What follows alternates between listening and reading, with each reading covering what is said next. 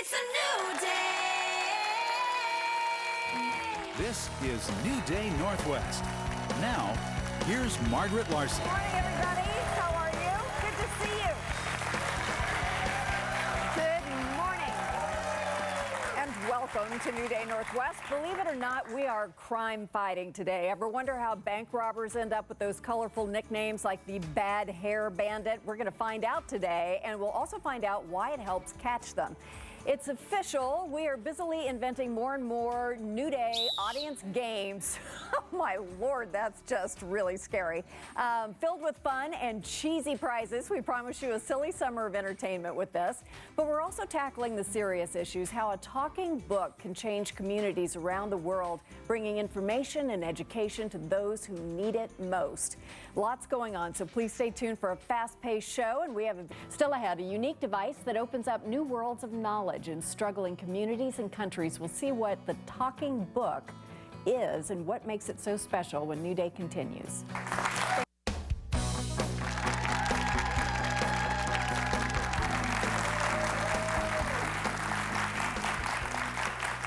I love what we're about to see. Nearly everyone you see owns some sort of MP3 player chock full of music, audiobooks, podcasts, but there is one device that is doing so much more, and it means so much more. It's called a talking book, and it offers up everything from farming tips to symptoms of serious illnesses that we wouldn't even dream about here in the U.S., but are very, very real threats to children and adults in other parts of the world. The talking book is the brainchild of a group called Literacy Bridge, and joining us now are Cliff Schmidt, founder of Literacy Bridge, who helped research the talking book, and Nana Ose Ajiman Baria, a chief in Ghana, where the first talking books are being used. Welcome to you guys. This is so exciting.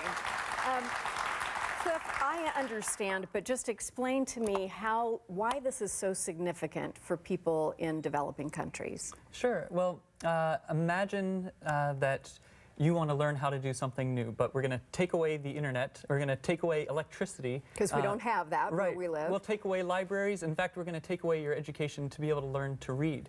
And then how is it that you find out the information you need to take care of your children, to improve the crops that you grow, any of these essential things to your life? Exactly. So if you're a farmer, you may be using the wrong fertilizer, you may be rotating your crops incorrectly, but you don't know that. Right. Or your child is sick and you don't have any idea if this is an emergency and you get on your bike and ride for 2 hours to a clinic, or if you write it out and what to do. The talking book can help you. How does it work? Let's do a little demo. Sure. Well, it's actually a computer, a little audio computer, and it might seem a little bit unusual to us when we're used to seeing lots of displays and graphics, but this actually looks more my speed. Oh, okay, good.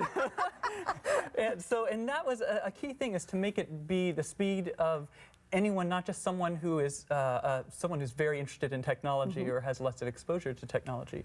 So you turn it on and it speaks to you, and so you'll hear, "Welcome to the talking book." And press the right arrow to choose a subject. And so you can listen to talking book, farming, health, literacy. So any number of subjects. To listen to. And now you're hearing all of this in English right now. But of course, the areas where we work, very few people, if any, speak English. And so we have to make sure it works in their language as well. So here it is in Twi. And the categories would be the same sort of things, the health and agriculture and all of that. Different languages. Yes. So Chief, tell me how this can change things for people in Ghana and elsewhere in Africa. Well, even though Cliff's focus has been to the farmers in the remote places in Ghana, one thing that we have to remember is that farming is not usually done in the cities.